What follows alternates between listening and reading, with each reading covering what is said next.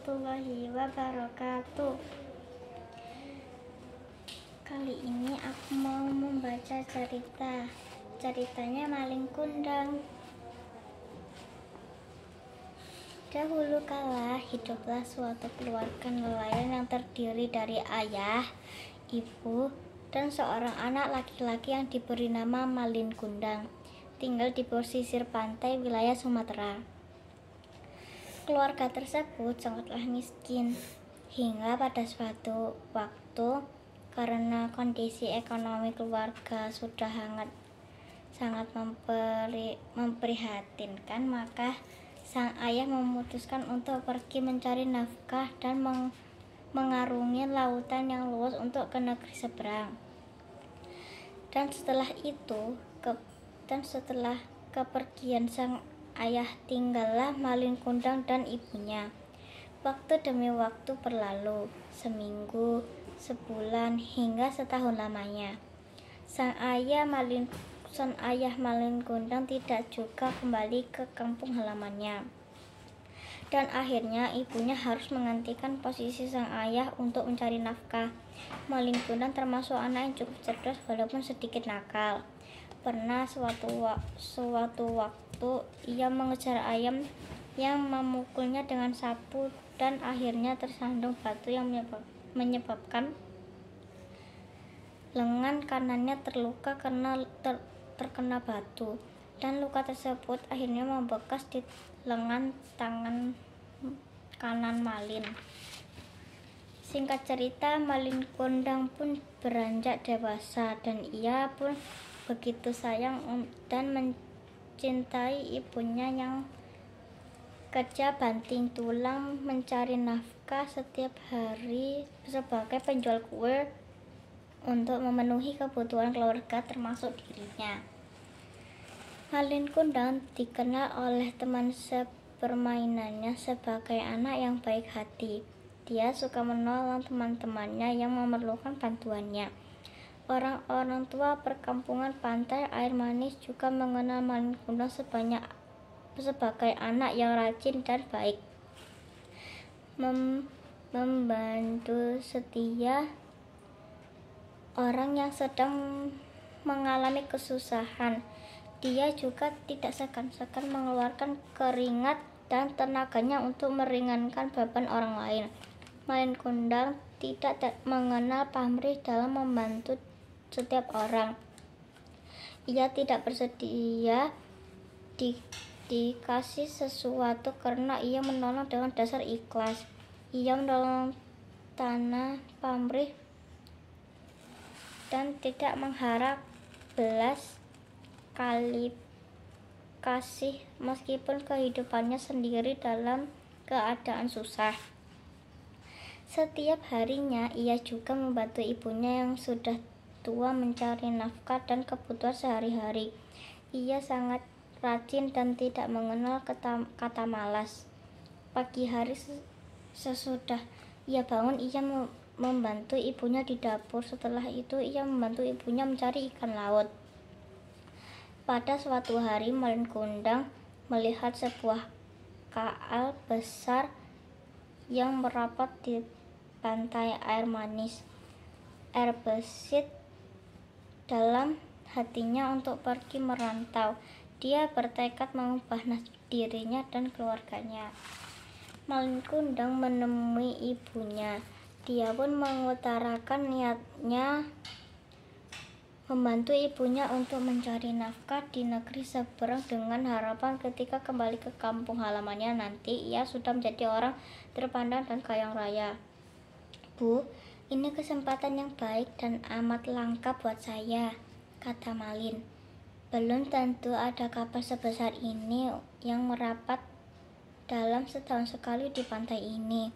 Saya janji akan merubah nasib kita jadi saya sudah menjadi kaya raya." Awalnya ibu Maling Kundang tidaklah setuju karena mengingat sang suami yang tidak pernah kembali setelah pergi merantau. Karena Malin selalu mendesak dan bersikeras, Untuk memenuhi niatnya tersebut, akhirnya ibunya pun rela melepas kepergian Malin walaupun dengan hati yang sedih. Malin Kundang pun berangkat dengan menumpang kapal seorang saudagar yang sekarang sudah menjadi kaya raya. Malin Kundang dan Arab pemuda yang pergi merantau segera menaiki kapal besar Mandarubaya dan orang tua lainnya. Melepas kepergian anak-anaknya dengan linangan air mata, dia melihat sudah banyak orang-orang tua yang ikut melepas kepergian anak laki-lakinya untuk pergi merantau ke negeri seberang untuk mengubah nasib diri dan keluarganya. Pada pertengahan perjalanan, kapal yang ditumpangi Malin Kundang tiba-tiba diserang oleh rombongan bajak laut. Barang-barang di kapal laut tersebut dirampas oleh bajak laut, dan sebagian awak kapal dan pedagang yang menumpang kapal tersebut juga dibunuh oleh mereka. Beruntunglah Malin Kundang yang sempat bersembunyi di ruang kecil yang tertutup oleh kayu sehingga terhindar dari amukan para bajak laut. Kapal pun terkatung-katung di tengah laut. Perlahan-lahan akhirnya kapal yang ditumpangi sampai pada suatu pantai, dan dengan sekuat tenaga Malin Kundang pun berjalan terus hingga akhirnya ditolong oleh penduduk desa terdekat dari pantai dan merupakan desa yang amat subur. Malin pun tinggal di desa tersebut, dan dengan keuletannya dan kegigihannya dalam bekerja, akhirnya ia berhasil menjadi seorang yang amat kaya raya, dan ia pun mempersunting seorang gadis bangsawan yang bersederajat tinggi untuk menjadi istrinya. Sesudah kepergian Malin Kundang, setiap pagi dan sore Rubaya selalu pergi ke pantai. Dia melihat ke laut apabila ada ombak besar, dadanya selalu berdebar-debar. Dia mengangkat tangannya dan berdoa kepada Tuhan semoga tidak ada terjadi apa-apa atau sesuatu yang membahayakan diri anaknya. Apabila ada setiap kapal merapat di pantai, Mandarubaya selalu menanyakan kabar tentang anaknya. Tetapi semua awak kapal dan nahkodanya tidak mengetahui kabar Malin Kundang. Berita kekayaan Malin Kundang dan pernikahannya akhirnya sampai juga ke telinga ibu Malin Kundang tersebut, dan ia pun merasa senang sekali dan bersyukur karena anaknya telah menjadi seorang yang sangat sukses. Sejak saat itu, ibu Malin Kundang setiap hari pergi ke dermaga untuk menantikan anaknya yang diharapkan dapat pulang ke kampung halamannya. Tapi setiap kapal yang mendekat tidak dijumpai anak itu, dan ia yakin bahwa suatu hari pasti anaknya akan pulang menemuinya. Harapan Mandarubaya ingin bertemu dengan anaknya terkabul. Beberapa waktu setelah menikah, akhirnya Malin Kundang dan istrinya melakukan pelayaran dengan disertai anak buah kapal dan pengawalnya. Ibu Malin Kundang pun melihat kedatangan kapal dermaga dan juga melihat ada dua orang yang berpakaian menyilaukan mata karena pernak-pernik pakaian yang terkena sinar matahari sedang berdiri di atas geladak kapal. Ia yakin sekali bahwa yang sedang berdiri itu adalah anak yang ditunggu-tunggu selama ini, yaitu Malin Kundang dan istrinya. Setelah kapal mencapai dermaga, ibu Malin pun bergegas menuju dermaga kapal tersebut. Malin akhirnya turun dari kapal dan ibunya pun berdesak-desakan dengan orang yang ingin menyaksikan sepasang muda-mudi tersebut. Setelah cukup dekat, ibunya pun melihat ada bekas luka di lengan kanan pemuda tersebut. Maka ibunya pun semakin yakin bahwa itu adalah malin kundang. Ibunya pun langsung memeluk sang pemuda tersebut sambil memeluk malin kundang. Ibunya pun berkata, "Malin kundang, anakku, mengapa engkau pergi begitu lama tanpa mengirimkan kabar?" Malin kundang pun terpana melihat wanita tua yang berpakaian kotor, compang-camping memeluknya. Ia menjadi marah seingat Malin kundang kalau ibunya adalah seorang wanita yang kuat dan tegar badannya yang dapat menggendong Malin kemana saja ia mau. Belum sempat berpikir dengan tenang, sang istri lalu berkata, "Wanita buruk, inikah ibumu? Mengapa engganku mendustai aku? Bukankah dulu kau katakan bahwa ibumu adalah seorang bangsawan yang sederajat dengan kami?" Hardik, sang istri, mendengar perkataan istrinya. Malin marah karena ia akan malu dan gengsi jika hal ini diketahui oleh istrinya dan anak buahnya. Sambil marah, Malin pun melepas pelukan ibunya dan mendorong hingga terjatuh. "Siapa kamu?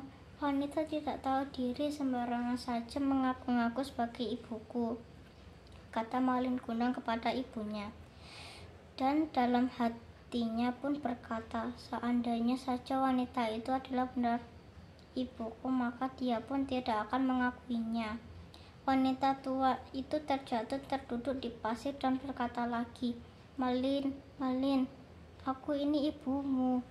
Melihat wanita itu hendak memeluk kakinya, Malin menendang sambil berkata, Hai perempuan tua, ibuku tidak mungkin seperti engkau yang melarat, bau, dekil." "Wanita itu ibumu?" tanya sang istri sekali lagi. "Bukan, ia hanya seorang pengemis yang berpura-pura mengaku sebagai ibuku agar bisa mendapatkan harta dariku." Begitu sahutan dari Malin kepada sang istri dan sambil berjalan menjauhi ibunya. Mendengar perkataan Malin, hatinya sedih sebagaikan ditusuk-tusuk. Dan wanita tua itu pun menengadah ke langit dan mengangkat kedua tangannya sambil ia berseru dengan hati yang terkoyak-koyak dan berderai air mata, "Ya Allah, ya yang maha mengetahui, jika kalau ia bukan anakku, maka aku telah memaafkannya perbuatannya. Tetapi jika memang ia adalah benar-benar anakku, Malin kundang, aku mohon keadilan darimu, ya Allah, jadikanlah ia menjadi sebuah batu." Beberapa saat kemudian, cuaca di sekitar laut yang sebelumnya cerah mendadak berubah menjadi gelap. Hujan turun dengan deras. Badai pun datang dengan tiba-tiba dan menghantam kapal Malin kundang.